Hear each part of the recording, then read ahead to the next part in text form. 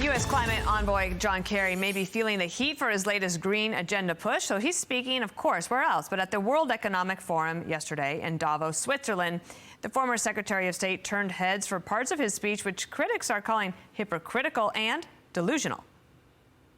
I mean, it's so almost extraterrestrial to think about, quote, saving the planet. And if you said that to most people, they think you're just a crazy tree-hugging, lefty, liberal, do-gooder or whatever, and there's no relationship. But really, that's where we are. Let's bring in Dave Rubin, host of the Rubin Report. So, Dave, ET phone home, I guess?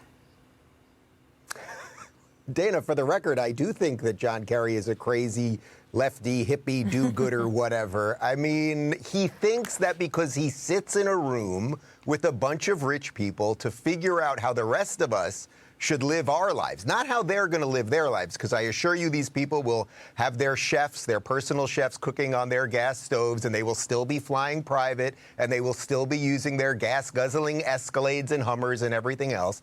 He thinks because he sits in a room and talks to these people about us, that somehow that makes him extraterrestrial, or if in the extended clip, he basically says godlike. I mean, these people are completely out of control.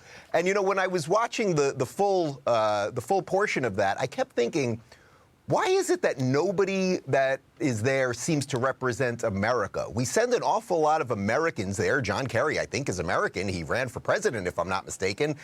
It's interesting that he never brings up anything that is good for America. He seems to be very concerned with what's good for the World Economic Forum, which basically at this point is an organization that seems to want to have more power than America or any other democracy on planet Earth. You mentioned private jets. Just to show everybody here, the study found that out of 1,040 private jets in and out of airports near Davos, you can see that they didn't fly all that far, shorter than 466 miles at 53%. Shortest flight of 13 miles. So, yeah, you probably could have driven that one. I also want to bring up something else. You mentioned gas stoves.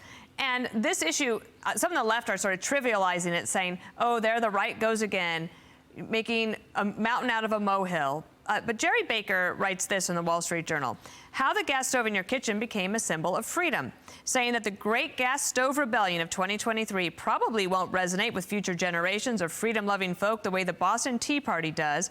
It's unlikely that the plucky protagonists in the struggle to save our ovens and ranges from the grasping hands of regulatory totalitarianism will one day be celebrated as the Samuel Adamses and Patrick Henrys of the kitchen appliance age.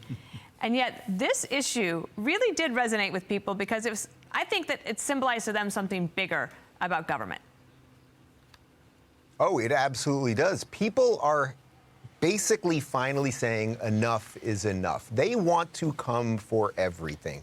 As you know, Dana, I just moved to Florida a year ago, and actually where I live, we're not hooked up to natural gas from the street. The first thing we did, because we moved into a house with an electric stove, and I love to cook, is we got rid of that and we put a propane tank outside, and now we have a gas stove. Everyone that's a chef or likes to cook understands why the flame is actually important to really getting the sear you want and everything else. But putting aside the specifics of the cooking, it's that there is a machine in place.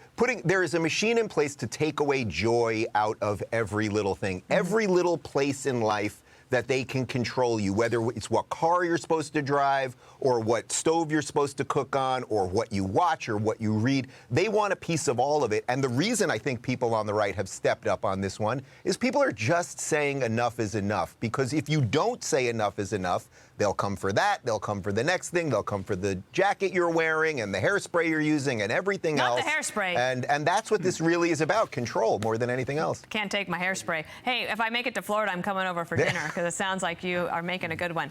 Dave Rubin, great to see you today. Have a wonderful Wednesday. I'm Steve Doocy. I'm Brian Kilmeade. And I'm Ainsley Earhart. And click here to subscribe to the Fox News YouTube page to catch our hottest interviews and most compelling analysis.